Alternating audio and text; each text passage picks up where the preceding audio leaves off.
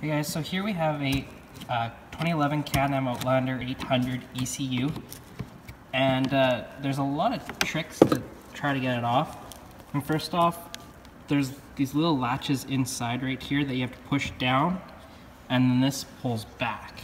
So then once you pull that back, do you want to pull it? Yeah, once you pull it back, then you just kind of,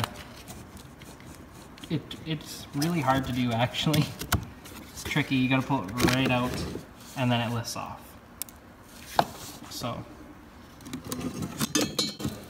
on this side it's gonna be just that pin right there that you push in.